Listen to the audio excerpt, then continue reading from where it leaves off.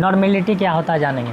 Normality क्या होता है, number of gram equivalent present in number of gram equivalent of solute present in per litre of solution. ठीक है, या इसको हम बोल सकते हैं कि number of gram equivalent of solute present in 1 litre of solution is called normality. जैसे ये कोई सॉल्यूशन है मान लेते हैं यहाँ पे, ठीक है,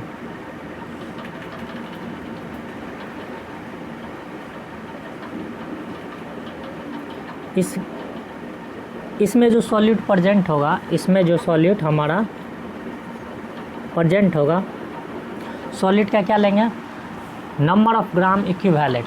ठीक है, number of gram equivalent,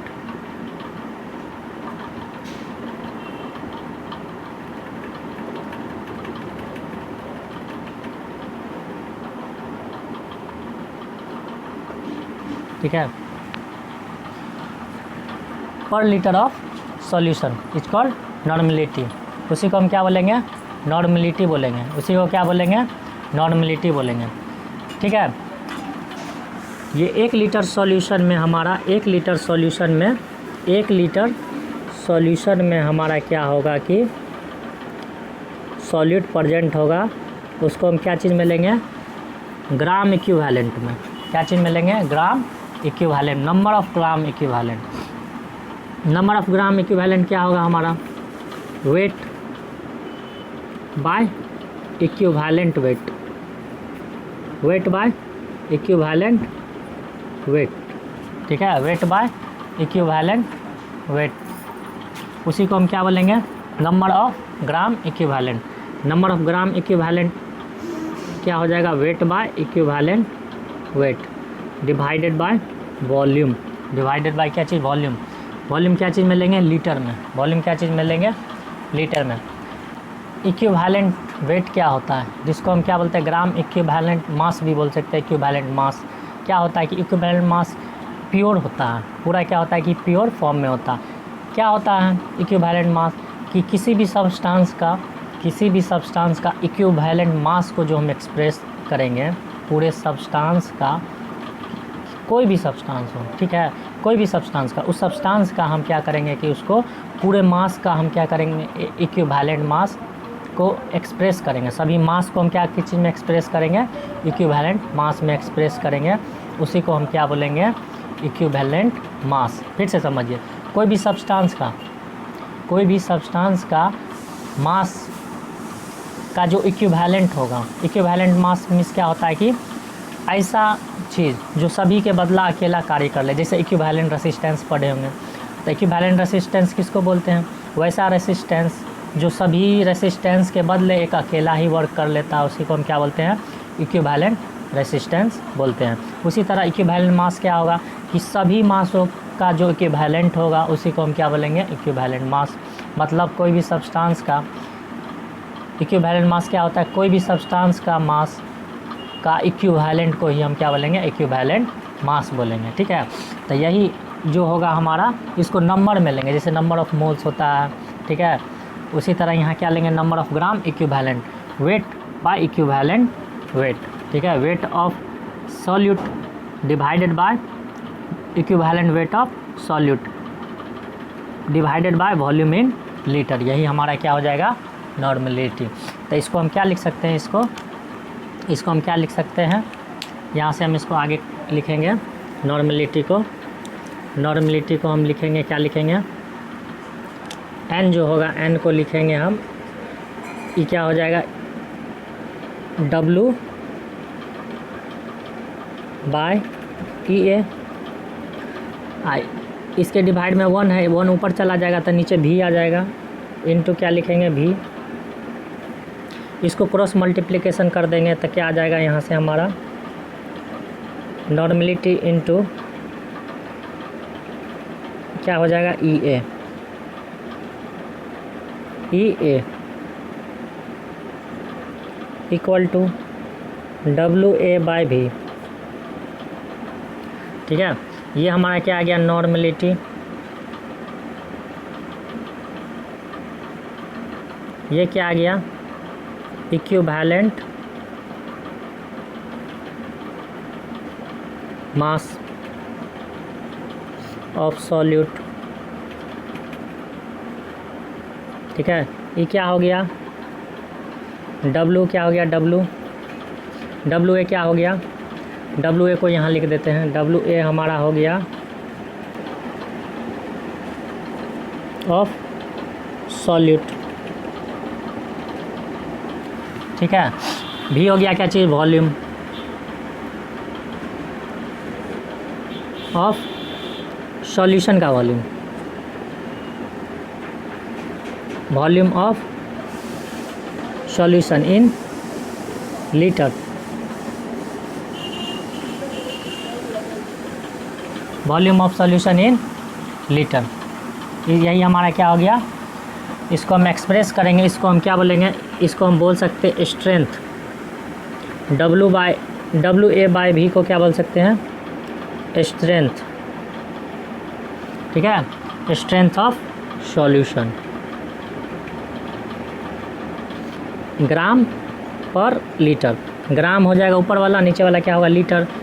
wait को क्या चीज़ में, वेट का यूनिट क्या होगा, ग्राम, और डिवाइडेड बाय लीटर, इसको हम क्या बोलेंगे, ग्राम पर लीटर, ग्राम पर लीटर।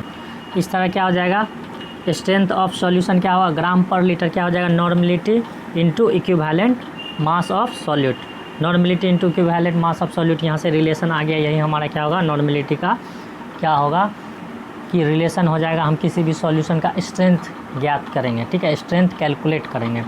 आइए आगे बात करते हैं नॉर्मलिटी को हम कैसे एक्सप्रेस करते हैं। नॉर्मलिटी को हम n से डिनोट करते हैं, ठीक है। एक्सप्रेस कैसे करेंगे आइए जानते हैं। Solution are expressed as, normality का यदि मान लेते कोई सॉल्यूशन, उसको नॉर्मलिटी कंसंट्रेशन में मेजर करेंगे तो उसको कैसे एक्सप्रेस करते हैं, तो उसको 1n में एक्सप्रेस करेंगे, n/2 में, 2n में, 3n में, etc एक्सेट्रा। हम क्या करते हैं कि नॉर्मलिटी को 1n, n/2, 2n, 3n में एक्सप्रेस करते हैं। 1n क्या है, ठीक है, 1n का मतलब हो गया एक नॉर्मलिटी, कितना हो गया, नॉर्मलिटी इज़ 1, मीन्स क्या हुआ कि 1 ग्राम सॉल्यूट, ठीक है, equivalent 1 gram equivalent of solute per litre of solution,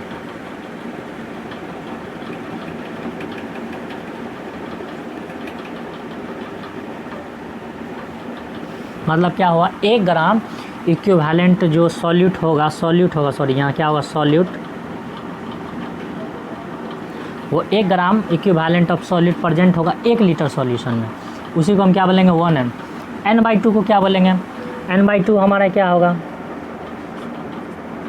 0.5 divide देंगे तो क्या होगा, 0.5 ग्राम इक्विवेलेंट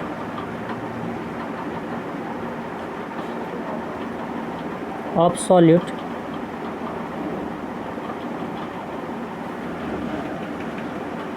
ठीक है, सॉल्यूट प्रेजेंट होगा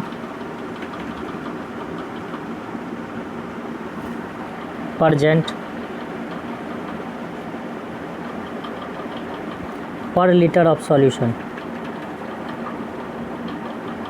पर लीटर ऑफ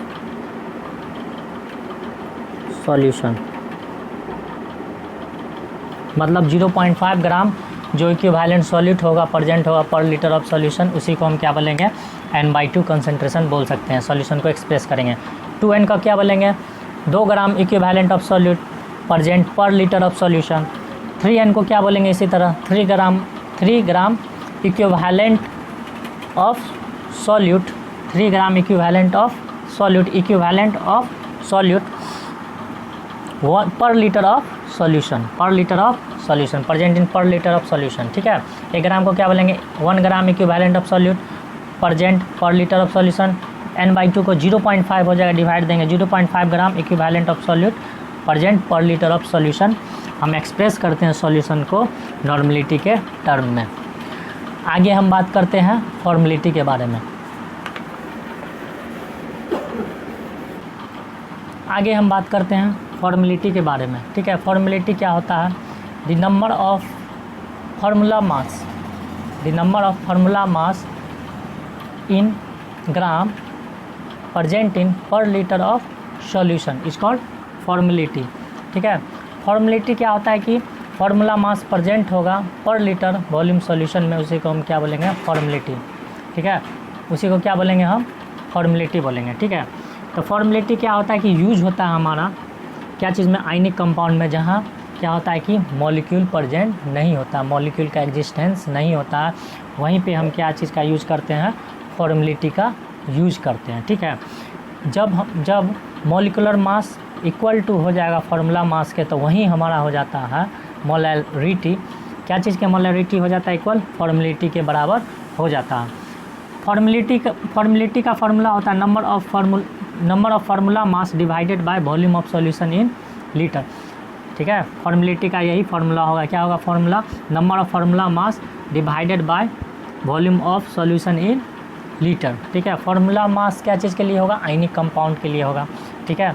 जब आयनिक कंपाउंड का जो मोल होगा, आयनिक कंपाउंड का मोल को हम क्या बोलेंगे? 4 मोल। क्या बोलेंगे उसको? 4 मोल, 4 मोल बोलते हैं। आयनिक कंपाउंड का मोल होगा, ठीक है।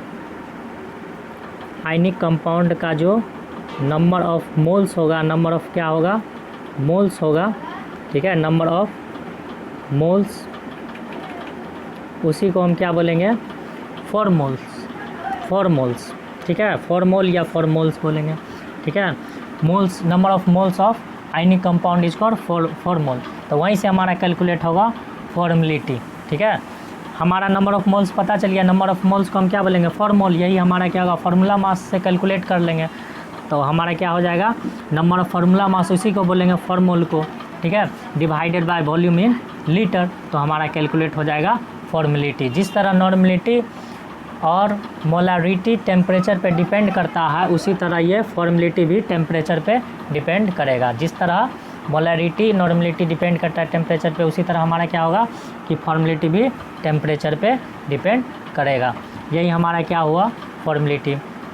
आगे हम जानेंगे सॉल्युबिलिटी के बारे पढ़ेंगे नेक्स्ट वीडियो में, और हेनरी लॉ के बारे पढ़ेंगे।